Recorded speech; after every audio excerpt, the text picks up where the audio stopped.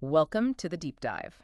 Today, we're tackling something really critical for CTOs, specifically in mid-sized tech companies. Right.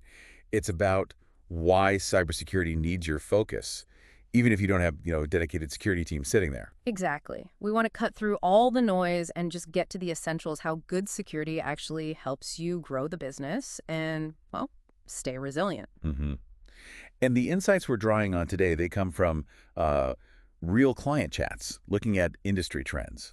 And also our own RemoteMore cybersecurity evaluation service. It's all focused on the challenges you face as a CTO. Yeah. So the goal isn't to overwhelm you. It's about clarity, actionable stuff you can actually use. Okay, so let's start there. You mentioned reframing security. It's not just defense anymore. Precisely. That's the big shift. It's moved beyond just, preventing attacks. It's now actively enabling the business. Okay, interesting. How exactly does strong security do that? How does it enable success? Well, think about it from, say, your customer's viewpoint. Hmm. If you can show you've got solid cybersecurity, Yeah. that builds trust almost instantly. And B2B sales, that's huge. It can genuinely shorten sales cycle. Right, faster deals. Makes sense. And then there's compliance, audits, partnerships, even M&A activity. They all increasingly demand proof of security.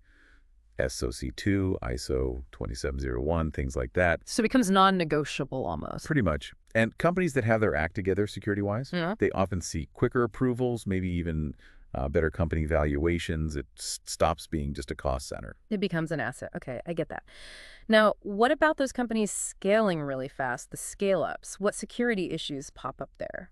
Yeah, that's a classic scenario. We often see this gap opening up. The business growth just sprints ahead of security maturity. Meaning what specifically? Like what's missing? Often there's no dedicated security architect in-house yet. Things like embedding security into the development process, Mhm. secure CI/CD pipelines might not be fully there. Okay. It may be robust vulnerability management, actually fixing weaknesses systematically, kind of falls by the wayside during rapid growth. And there's that old idea, isn't there? We're too small to be a target. Exactly. And that's such a dangerous misconception, a really risky one. Why? Are attackers really going after smaller, growing companies? Absolutely. Increasingly so. Scale-ups have a significant digital presence, valuable data or IP, but often less mature defenses than big enterprises. They're seen as softer targets sometimes. So that obscurity idea just doesn't work. Not anymore. It's a reality many of you listening, if you're in that growth phase, are probably grappling with right now. Okay, so if you're a CTO listening, you feel this pressure, but you don't have a CSO or a big team. What can you actually do? What are some first steps? Well, the good news is you don't have to wait for a CISO to start making improvements. You, as the CTO, can definitely lead the charge. Okay, how? A really smart first move is getting some outside help, maybe engage external experts for a proper risk evaluation. Find out where your biggest vulnerabilities actually lie. Get a clear picture first? Precisely. Then focus on strengthening core infrastructure and, crucially, integrating security properly into your dev pipelines. Don't bolt it on later. And the developers themselves. Train them. Security training for developers is vital. They're your first line of defense in building secure code. And, services like RemoteMore can actually help connect you with that kind of expert talent if you need it. Makes sense. What usually pushes companies or CTOs to finally say, okay, we need to invest seriously in security now?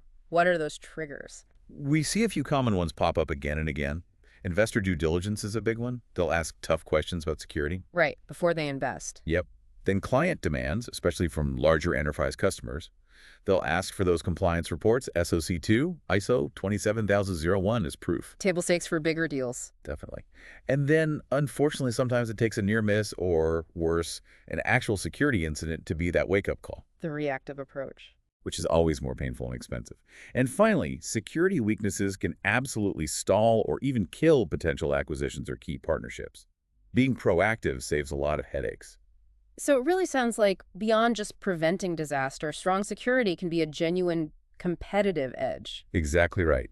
In crowded markets, showing you take security seriously can really make your product stand out. How so? It builds that crucial trust, not just with big enterprise clients, but also with tech-savvy users and important strategic partners. They are looking at your security posture. It shows maturity. Okay, so let's try and wrap this up. For a CTO at a mid-sized tech company, the key takeaway is cybersecurity isn't just IT's problem. Not at all. It's fundamentally tied to your revenue, your company's reputation, and its overall resilience. And crucially, you, the CTO, can and really should be leading the effort, even without a dedicated team right now. Yes, you can start making meaningful improvements, and expert help is out there to guide those first strategic steps. Don't feel you have to figure it all out alone. Right. So a final thought maybe for everyone listening. Just consider this. Yeah. Think about how much faster your company could move, how much stronger its next growth phase could be if you build on a really solid security foundation now. So addressing it proactively isn't just avoiding risk. No, it's actively building a significant, lasting competitive advantage, something to really mull over.